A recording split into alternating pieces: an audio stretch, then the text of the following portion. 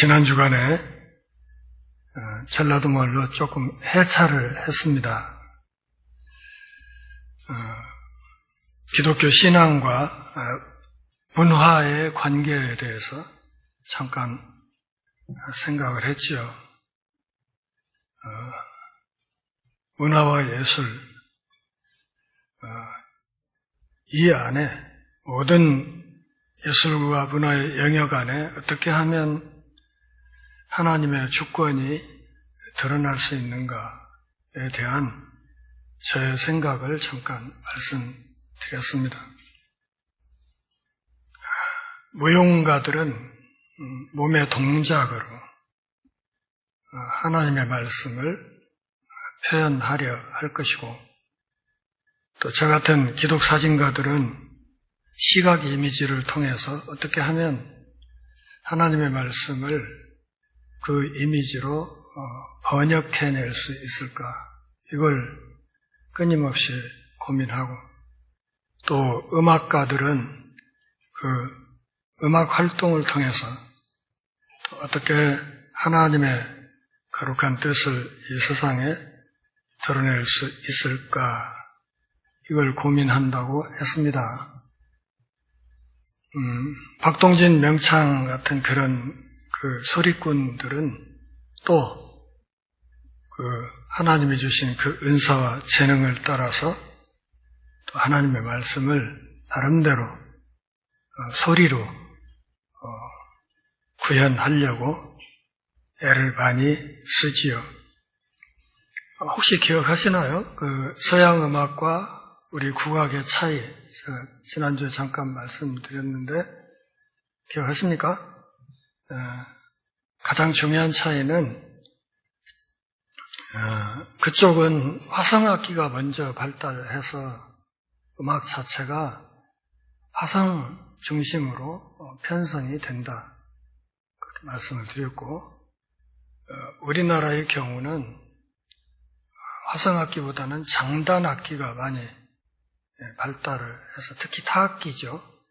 타악기가 발달을 해서 그 장단 중심의 곡이 편성이 된다, 말씀을 드렸고, 그러기에 우리 국악을 이해하려면 그 장단을 이해하는 것이 가장 중요하다. 국악에 쓰이는 장단 몇 개를 잘 이해하면 국악을 충분히 즐기고 누릴 수 있다, 이렇게 말씀드렸죠. 또 한 가지 서양 음악과 동양 음악의 우리 국악의 가장 큰 차이 중에 하나는 서양 음악과 달리 국악은 리허설이 없다는 겁니다. 리허설이 없어요. 그래서 언제든지 가령 판소리로 얘기를 하면 소리꾼과 고수가 딱 만나고 주변에 사람 몇이 모이면 둘러 앉아가지고 현장에서 그냥 막 붙는 겁니다. 그래서 고수는 북을 치고 소리꾼은 소리를 하고, 객석에서는 시임새로 함께 흥을 돋우고 하면서 한 판 무대가 벌어져요. 그래서 그 판의 소리라고 해서 판소리라고 이야기를 하죠. 그래서 이제 소리꾼하고 고수가 딱 만나게 되면 언제 리허설을 해본 적이 없잖아요. 그래서 처음으로 딱 만나면 서로 사실 힘겨루기를 상당히 많이 합니다. 그래서 고수하고 이렇게 소리꾼하고 내공이 누가 센가를 은근히 그걸 많이 겨뤄요. 근데 제 경험에 의하면 소리꾼의 내공이 고수만 못하면 소리꾼이 오갈들어서 소리를 못합니다. 반대로 고수의 내공이 소리꾼만 못하면 또 오갈들어서 북을 치지 못합니다. 그래서 내공이 얼추 비슷한 소리꾼과 고수가 만나게 될 경우를 일컬어서 그 바닥에 사람들은 뭐라고 얘기를 하냐면, 호흡이 잘 맞는 소리꾼이나 고수를 서로 만나면 10년 만에 만난 서방보다 더 반갑다, 그렇게 얘기를 할 정도로 그 예술적으로 서로 호흡이 맞는 사람을 정말 마음속으로 반기고 귀하게 여기는 그런 풍토가 있습니다. 이 국악 장단, 특히 민속악 장단 가운데 여러 장단이 있죠. 오늘 우리가 들어볼 소리에도 몇 개 장단이 등장하는데 이 장단 이름을 두고 그동안 이 학계에서 논쟁이 꽤 많았어요. 이거 중머리 하면 중머리라고 해야 되냐, 중모리라고 해야 되냐, 혹은 또 그걸 그냥 풀어서 중모리 이렇게 써야 되느냐, 이걸 가지고 이렇게 학자들 사이에 논쟁이 참 많았는데 제 생각에는 머리가 맞다 생각이 됩니다. 왜냐하면 조금 이따 들어보시면 알겠지만 모든 대목에서 이 소위 반주 역할을 하는 고수하고 소리꾼하고 동시에 나가는 게 아닙니다. 예설이 없다고 했잖아요. 동시에 나가는 게 아니고 무조건 소리꾼이 먼저 소리를 쫙 빼요. 그러면 한 두세 박, 서너 박 지나가는 걸 딱 듣고 고수가 이건 중머리 장단이다. 이건 중중머리다. 이건 잦은머리다. 해서 한 서너 박 늦게 따라가면서 북이 들어가기 시작합니다. 그래서 각 대목 소리의 셔틀 머리, 그 소리 머리를 듣고 장단을 파악해야 된다 하는 점에서 저는 이 장단 이름이 머리가 맞다고 생각하는 사람입니다. 그래서 고수가 제일 어려운 게 뭐냐면 소리꾼이 소리 자락을 쫙 끄집어내면 이게 무슨 장단인지를 한 두세 박 사이에서 간파해야 되는 거예요. 간파해서 거기에 맞춰서 장단이 들어가야 되는 것이죠. 아까 얘기했죠. 서로 힘겨루기를 많이 한다고. 그래서 처음 만날 때 소리꾼이 고수 기죽이려고 할 때는 그냥 그 앞에 빼는 몇 박을 살짝 엇박으로 빼는 경우가 있어요. 그러면 굉장히 헷갈려 버리죠. 장단을 제대로 못 잡는 경우가 있죠. 근데 그 기죽일 일이 아닌데 그렇게 이상한 짓들을 가끔 합니다. 조금 이따 잘 들어보시면 제가 말한 대로 언제나 소리가 먼저 나가고 몇 박 뒤에 북이 따라간다 하는 것을 이해하실 수 있습니다. 그러니까 그 대목 소리의 셔틀 머리를 듣고 고수가 장단을 파악하고 거기에 맞춰서 북을 쳐준다. 그걸 이해하시면 되겠습니다. 자, 박동진 명창의 오늘 본문 내용을 파수리 예수전에서는 어떻게 불렀는지 한번 들어보도록 하겠습니다. 전체 시간은 대략 한 5분 49초 정도 됩니다. 지난주에 말씀드렸죠? 잦은머리는 몇 박? 4박이라겠죠? 이 기본박 안에서 고수가 중간에 다양한 가락을, 변화를 넣어서 북을 치는데 기본박은 그겁니다. 이 안에서 북가락의 변화가 일어납니다. 그걸 이해하시면 되고, 언머리는 어떻게 친다고 그랬죠? 10박인데 그것이 5박씩 나눠서 3+2로 2개로 나간다. 그렇게 말씀드렸어요. 언머리도 이 기본 장단 안에서 고수가 북가락을 그때그때 슬쩍슬쩍 바꿔가면서 변화를 줍니다. 한번 들어보시죠. 가사는 제가 유인물로 만들어 드렸어요. 참고하시면 되겠습니다. 예수님과 그 제자 일행이 예루살렘 가까이 와서 감람산 곁밖에와 베단의 마을에 머무르니 성내가 여기서 이십니다. 예수께서 걸음을 멈추시고 제자들 두엇을 뽑아내시더니 분부러시는지 네 듣거라. 저기 보이는 맞은편 마을로 갈지하시면 마을 건너집 뱃문 앞 한길가에 나귀 한 마리인데요. 또 없도다. 그 어느 한 사람도 다보지 않는다기에 나이 어린 새끼 나귀가 매여 있음을 내볼지니 그 나귀를 풀어오너라. 혹이 나는 누구가 나귀 풀어가는 사연을 묶어두면 우리 주님 등경길이 쓰실 것이라 일러두어라. 그러면 그 사람들이 아무 말 안 하고 보내리라. 걷는 마을로 제자들이 함께 과연 나귀 새끼 한 마리 있는지라 굶은 곡지 끌고 오니 거기 섰던 사람들이 여보시오, 그 당신이 누구간디 그 나귀를 가져가십니까? 제자들이 저 우리 주님께서 등경길이 타시려고 하오.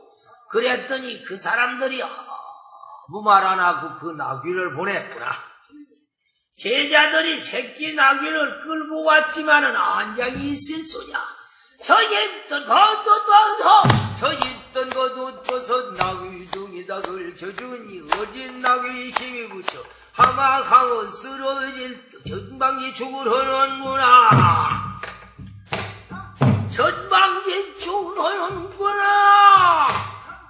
따르는 물에 떠리 저마다 거두 떠서 감남산 고개길 복잡한 선 덮어준다. 빛이야 새임금이 토성그릇 없이는 네 걸음마를 겨우겨우 어찌 나오기 그 전일이냐. 앞뒤에 전구 말마 이 봉을 들어펴도 만왕이 왕임금이라 오히려 비오니 지극히 높은 분이 더없이 나지 냉차 있은지 말대로다. 이렇듯 행차가 초라하지만은 예수님 일행이 예루살렘으로 드신다 하니께 이 마을 저 마을에서 사람들이 나와 뒤를 따르는 뒤 큰 행렬을 이뤘던가 보더라. 더욱이나 어린아이들이 나귀를 타고 가시는 예수님 전후 좌우에 옹유하여 가는 뒤 찬양하는 소리가 또한 우렁찼나 보더라. 조여 나무를 흔들며 조여 나무를 흔들며 호산나 호산나로다. 우리 주님 메시아가 왕성으로 듭신단다. 찬송하고 찬송하세. 우리 주님 이름으로 오시나니 임금님은 훈풍은 곱게 불고 햇빛도 다사라 세지알고 좋고 좋아하나리는 평화요. 지극히도 본 곳에 영광이 빛나도다. 호산나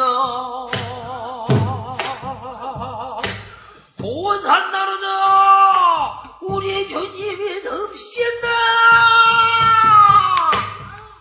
우리들이 찬양하고 외치는 소리가 얼마나 요란하든지 예수님을 미워하던 무리들이 간담이 서늘했나 보다. 바리새인 한 사람이 나시면 선생님 그게 무슨 짓이요? 시험잔하게 조용히 드시려고 나귀도 새끼 나귀를 타신 터에 막 요렇게 떠들고 요 소란에 싸서 어디 그 예수님 답소 하니까 우리 예수님이 대답하시기를 그만둬라. 누가 소리를 지르라고 시켰더냐? 만약에 이 사람들이 아무 말 안 한다면 저 길가에 돌들이 입을 벌리고 호산나를 외칠 것입니다. 예, 여기까지 들어봤습니다. 북을 쳤던 분은, 이 고수는 주봉신 선생입니다.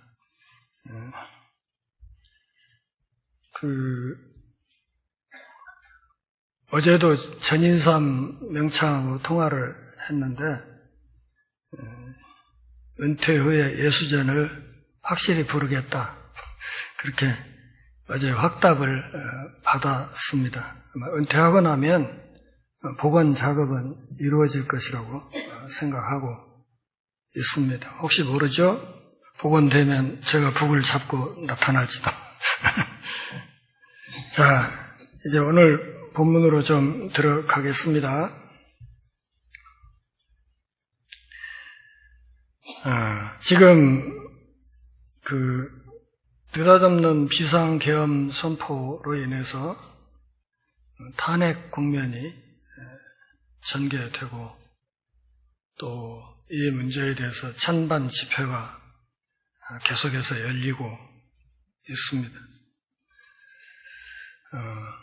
대체로 국민의 한 85%는 탄핵을 해야 된다 이렇게 생각하지만 또 한쪽에서는 태극기, 일장기, 성조기, 이스라엘기 들고 나가서 하면 안 된다고 하는 사람들도 있습니다. 제가 알기로 이 태극기 부대 사람들은 일당을 5만 원에서 15만 원씩 받고 나가는 것으로 알고 있습니다. 사진을 한번 보실까요? 최근에 찍힌 건데 거기 태극기 부대 나갔던 사람들이 끝나고 나서 일당을 지급받는 장면입니다. 동그라미 안에 들어있는 게 돈입니다. 그래서 이걸 보면서 자, 우리나라 노인 복지가 이렇게 되면 안 되는데 하는 생각을 많이 하고 있습니다. 집회에 나갑니다. 어떤 마음으로 나가냐? 이게 정말 중요한 것입니다. 제가 알기로 어떤 극우 유튜버들은 한 달 수입이 1억, 정말 많이 버는 사람은 한 달에 4억까지 번다는 이야기가 있습니다. 돈만 벌 수 있으면, 그래서 내 배만 부를 수 있으면 양심이고 나라고 상관없이 언제든 내다 팔 수 있는 그런 사람들이 우리 사회에 아직 15% 정도는 있다. 이 사람들을 어떻게 품고 갈 것이냐 하는 것이 우리 민족이 또 향후 정치권이 심각하게 해결해야 될 과제라 저는 그렇게 생각하고 있습니다. 오늘 어떤 마음으로 여기 오셨습니까? 예배하러 물론 왔지요. 그런데 교회당에 온 사람들의 마음, 또 예배하는 자리에 오는 사람들의 마음, 그 마음이 다 똑같다고 생각지는 않습니다. 사람마다 조금씩 차이가 있겠죠. 또 약간의 편차도 있습니다. 오늘 본문을 보면 예수님의 공생의 마지막 주간 월요일이 시작되고 그 월요일에 있었던 이야기가 오늘 본문에 있습니다. 그러니까 6월절 절기를 맞이해서 예수님이 사람들의 환호성을 받으며 호산나 찬송을 들으며 승리하는 모습으로 예루살렘에 입성하는 모습이 오늘 본문에 그려져 있습니다. 이 마지막 일주일의 기록이 복음서 전체의 약 3분의 1 분량을 차지할 정도로 예수님의 공생의 마지막 주간의 기록은 복음서 안에서도 굉장히 비중이 있게 다루어집니다. 그리고 그 공생의 마지막 클라이맥스가 이제 이 마지막 한 주간에 몰려있고 오늘 본문은 그 주간의 첫날 월요일에 있었던 예수님의 예루살렘 입성 사건을 기록하고 있습니다. 예루살렘에 가까이 이르렀습니다. 감람산 벳박에 이르렀다고 했습니다. 이 감람산, 소위 올리브산으로 알려져 있는 이 산은 해발 고도가 약 900m 정도 됩니다. 목산보다 훨씬 높죠. 해발 고도가 900m 정도는 그 감람산 비탈의 벳박에 이르렀을 때 예수님이 두 제자를 보내셨다 그랬습니다. 두 제자가 누구였을까? 마태는 이름을 기록하지 않지만 누가복음 22장 8절 기록으로 미루어 보면 아마 이 두 사람은 베드로와 요한이었을 것으로 추정을 합니다. 출애굽기 12장 3절을 보면 니산월 10일, 그러니까 이 6월절 절기의 첫날, 예수님이 지금 예루살렘에 입성하시는 이날에 이스라엘 사람들은 6월절 절기를 지키기 위해서 그 희생제사에서 양을 선택하는 일을 하게 돼 있습니다. 그러니까 6월절 제물로 쓸 그 양을, 흠없는 어린 양을 선택하는 날이 바로 이 월요일입니다. 이날에 예수님이 예루살렘에 입성했다 하는 사실은 그런 점에서 상당히 중요한 의미가 있을 것입니다. 2절 같이 읽을까요? 이르시되 너희는 맞은편 마을로 가라. 그리하면 곧 매인 나귀와 나귀 새끼가 함께 있는 것을 버리니 풀어서 내게로 끌고 오라. 이 벳박의 맞은편에 있는 마을이라고 하면 베다니를 가리키는 겁니다. 베다니로 가면 거기에 나귀 한 마리는 새끼, 그래서 나귀 둘이 있을 텐데 그 두 마리를 풀어서 끌고 가라. 예수님의 초자연적인 지혜, 그분의 전지전능성을 파악할 수 있는 말씀입니다. 거기 가면 틀림없이 나귀가 한 마리 아니고 두 마리 있을 거야. 근데 한 마리는 새끼일 거야. 끌고 와. 이렇게 말씀하신 것이죠. 가서 만일 누가 무슨 말을 하거든 주가 쓰시겠다고 하라. 그리하면 즉시 보내리라. 풀어오려고 할 때 누가 이렇게 물을 수 있다는 거죠. 왜 그걸 끌고 가요? 이렇게 물으면 주님이 쓰시겠다고 하십니다. 이렇게 말하면 그냥 순순히 내줄 거다. 여기까지 내다본 거예요. 여러분, 4절 같이 읽겠습니다. 이는 선지자를 통하여 하신 말씀을 이루려 하심이라. 일러스되 5절 시온 딸에게 이르기를 네 왕이 내게 임하나니 그는 겸손하여 나귀 곧 멍에 매는 짐승의 새끼를 탓도다 하라 하였느니라.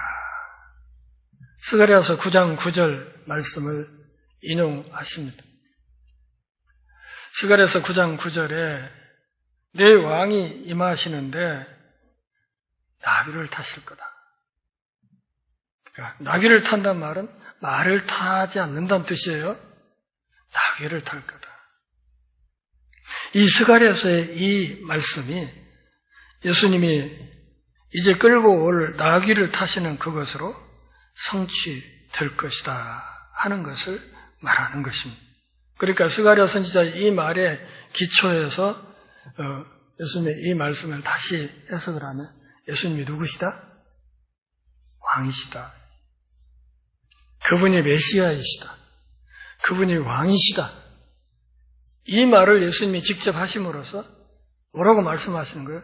내가 왕이다. 내가 우주의 왕이다. 내가 메시아다. 이렇게 이야기를 하는 겁니다. 말은 전쟁과 승리의 상징입니다. 그러나 나귀는 평화와 겸손과 섬김의 상징입니다. 예수님이 말을 타지 않고 나귀를 타고 입성하시겠다고 말하는 것은 당신이 드러내고자 하는 하나님 나라의 성격을 이런 행위를 통해서 드러내려고 한 겁니다. 내가 세울 내 나라의 특징이 뭐냐? 평화와 겸손과 섬김이다. 그리고 그 나라의 왕으로서 나는 내 백성들을 섬기기 위해서 내 목숨을 기꺼이 내어주는 섬김의 왕으로서 내가 예루살렘에 입성을 하는 것이다. 이렇게 선언을 하신 겁니다. 열심당 사람들은 예수님을 어떻게 기대했어요? 정치적인 메시아로 기대했어요. 가서 제 양반 예루살렘에 들어가 대권을 잡으면 뭐 할 거다? 그냥 계엄 선포해갖고 저 로마 저놈들 그냥 때려잡을 거다. 이렇게 생각을 했단 말이에요. 근데 예수님은 아니 그게 아니고 나는 그런 방식으로 왕노릇하는 게 아니고 평화와 겸손과 섬김으로 왕노릇하려고 하는 것이다. 이렇게 얘기를 했습니다. 제가 참 볼 때마다 가슴이 저리는 사진이 하나 있습니다. 한번 보실까요? 잘 아는 분인데 누구인가요? 노무현 대통령이시죠. 퇴임 후에 봉하마을 그 앞에 논두렁길에서 손녀를 자전거 뒤에 태우고 이렇게 참 행복하게 달리는 모습. 뒤에 탄 손녀가 좋아서 손을 흔드는 모습. 이 사진 볼 때마다 참 가슴이 짠해요. 한편으로는 우리나라의 퇴임한 대통령들은 왜 이렇게 한결같이 깜빵에 가고 그렇게 비참하게 삶을 살아야 되는가. 물러난 뒤에 참 평화롭게 전직 대통령으로서 시민들과 어울리면서 소통하면서 그렇게 노후를 평안하게 지내는 대통령이 왜 없을까? 한 분 나올 뻔했는데 그나마 비참하게 세상을 떴죠. 한 사람 있는 저 지금 평산책방 주인은 그 사람은 배신자이기 때문에 이야기할 필요는 없습니다.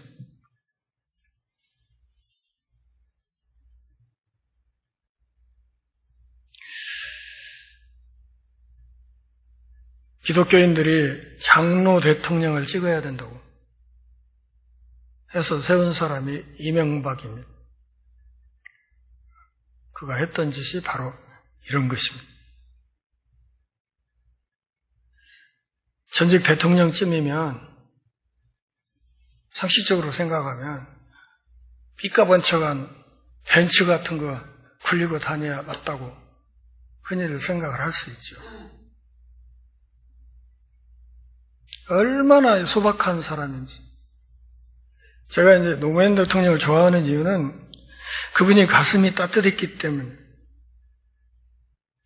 정말 가슴이 따뜻한 인간이었거든요. 사람 냄새가 나는.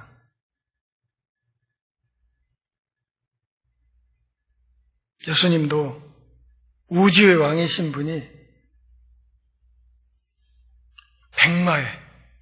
백마에 멋지게 치장을 하고 황금 안장을 얹어서 그 위에 보란듯이 떵떵거리고 예루살렘에 들어갈 수 있는 분이세요. 그래도 누가 말 안 해요.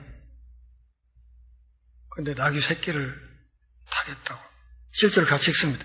나귀 새끼를 끌고 와서 자기들의 겉옷을 그 위에 얹음에 예수께서 그 위에 타셨다. 왕을 영접하는 그런 모습. 메시아가 감람산에서 나타난다고 했습니다. 그러기에 어쩌면 예수님의 이 행진은 감람산에서 시작되었을 것입니다.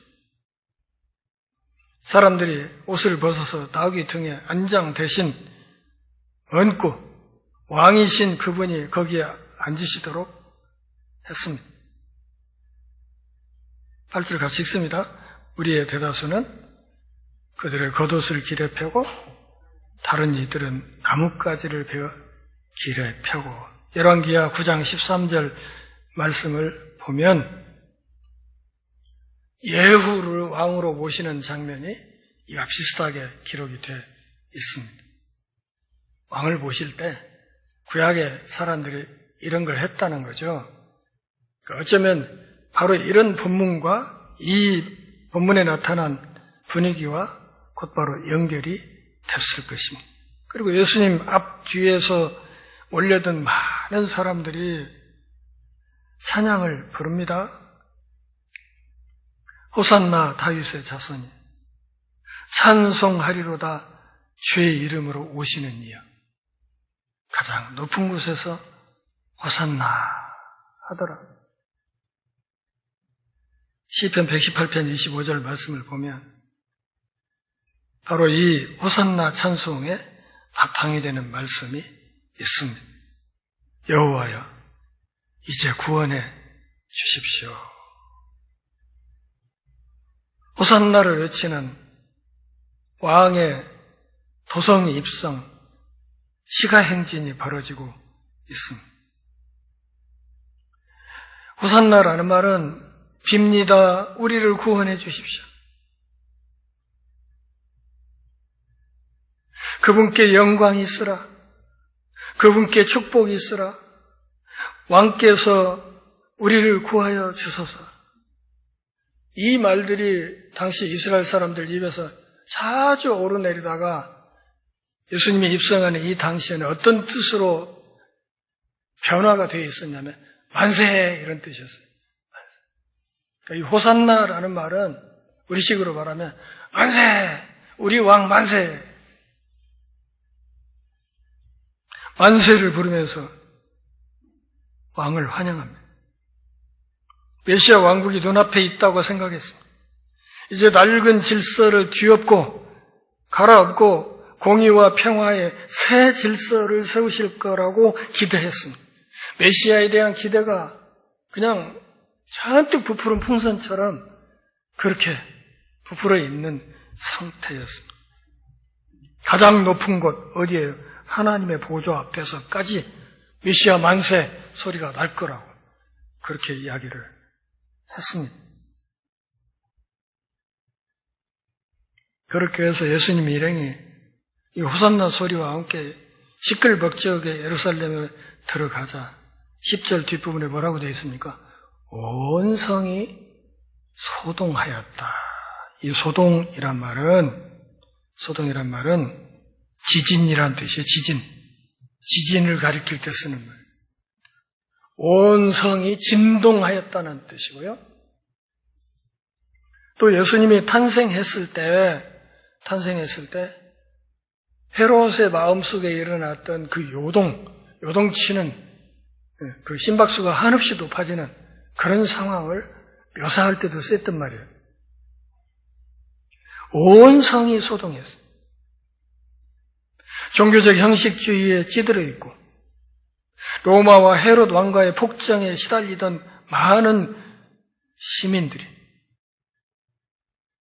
이제 메시아가 우리 도성에 들어오신다고 하니까 예루살렘의 지도자들이 마음속에 엄청난 충격과 불안이 있었고 또 다른 시민들의 마음속에는 기대와 소망이 있었고 어떤 이는 저게 진짜 메시아인가 하는 의혹도 있었을 것이고 하는 이런 여러 가지 감정들이 복합적으로 뒤엉켜서 호산나 소리에 함성으로 우러나는 그런 상황에서 예루살렘 시내 전체에 소동이 벌어졌다는 것이죠. 마태복음 2장 3절에서도 예수님의 탄생할 때 소동이 있었다고 이야기를 해요. 무리가 말합니다. 갈릴리 나사렛에서 나온 선지자 예수다. 갈릴리라는 말은 굉장히 깔보는 표현입니다. 그러니까 우리 전라도에서 흔히 말할 때 거기 노루하고 발 맞추는데요. 이렇게 이야기를 하는 것처럼 갈릴리라고 하면 저 북부 시골 그냥 농투산이들이 있는 그 형편없는 고을이라는 뜻이에요. 거기에 나사렛 동네도 마찬가지예요. 형편없는 동네에서 온 선지자 예수다. 메시아라고 하지 않고 그냥 선지자라고 얘기를 했습니다.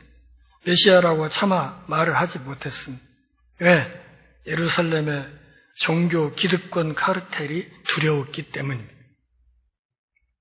차마 메시아라고 말은 못하지만 호산나라는 이 만세 소리 속에 이미 그분이 왕이시고 메시아라는 고백은 들어 있었습니다.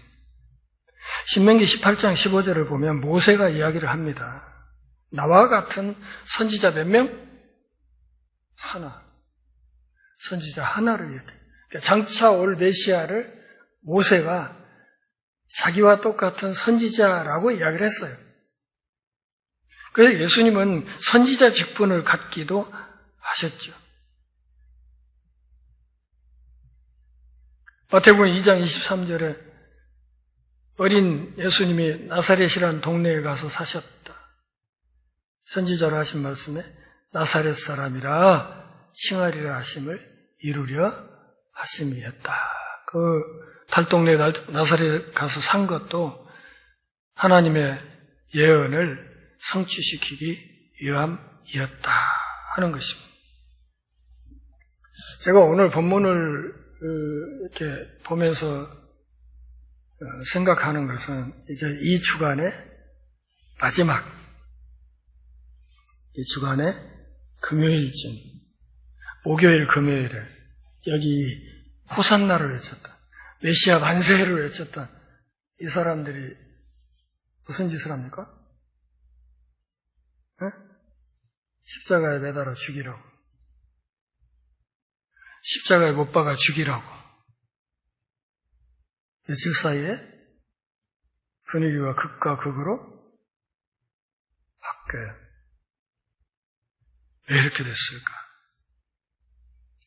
왜 이 월요일에는 나귀를 타고 입성하시는 예수님을 향해서 메시아 만세, 임금 만세를 외쳤던 이 사람들이 며칠 지나서 목요일 금요일에는 왜 나사렛 예수를 죽이지 못해서 안달이 났을까?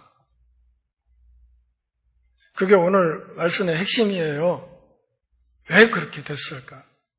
왜요?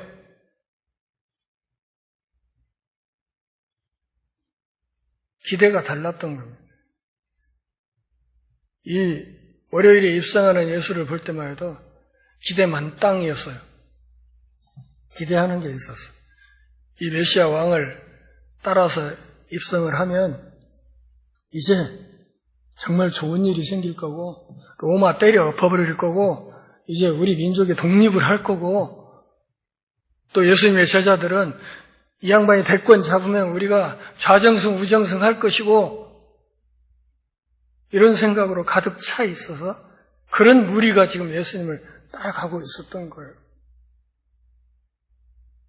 근데 수요일이 지나고 목요일 금요일 힘없이 세포당에 가는 그 모습을 보면서 사람들의 생각이 바뀐 거죠. 우리 기대에 어긋났구나. 우리가 잘못 보았구나. 제 예수가 로마를 때려 엎을 생각이 없구나.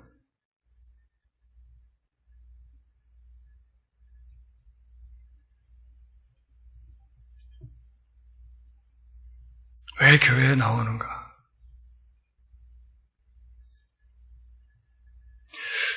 인간관계에서도 제일 무섭고 힘든 것이 바로 이 대목입니다. 저 사람이 왜 나한테 잘해주나? 이유가 뭘까? 그러다가 어느 순간 자기 기대에 미치지 못하는 것 같으면 그냥 칼로 무 자르듯이 자르고 끝나는 게 아니라 철천지 원수가 됩니다. 그때부터는 나를 못 잡아먹어서 한인, 이런 관계로 넘어가 버립니다.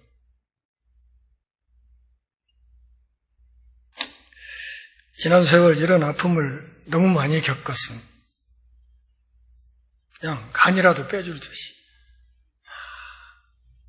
어느 순간 싹 돌아서 그냥 원수도 그런 원수가 없을 정도로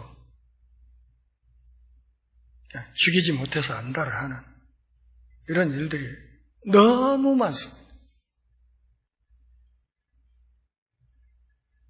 왜 교회에 나오십니까? 왜 오늘 이 예배 자리에 와서 앉아 계십니까? 무슨 목적으로, 뭘 기대하고 이 자리에 와서 앉아 계십니까? 왜 예수를 믿으십니까? 도대체 무슨 생각을 가지고 뭘 기대하고 지금 이 자리에 와서 예수 믿는다고 예배한다고 앉아 계십니까?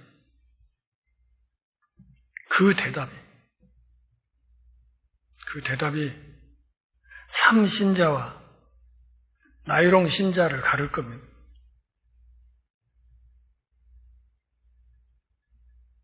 무슨 목적으로 이 추운 날씨에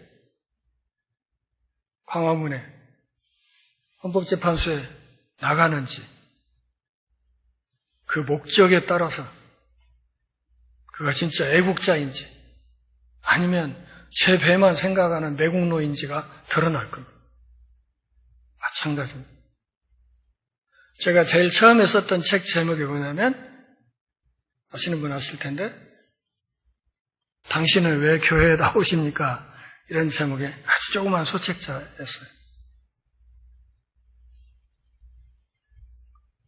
이 문제를 교회 후배 청년들에게 물어보고 싶었어요. 너 왜 예수 믿냐? 너 왜 교회에 나오냐? 그걸 분명히 하고 나오라는 이야기를 하고 싶었어요.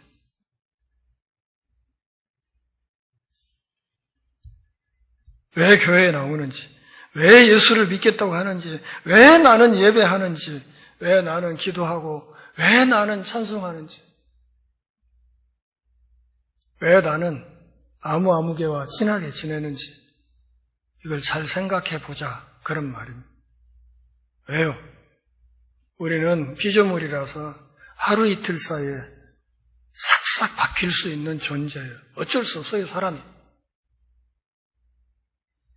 간슬게 다 빼줄 듯이 하다가도 어느 순간 딱 틀어지면 그냥 불구대천의 원수가 되는 것이 사람이에요.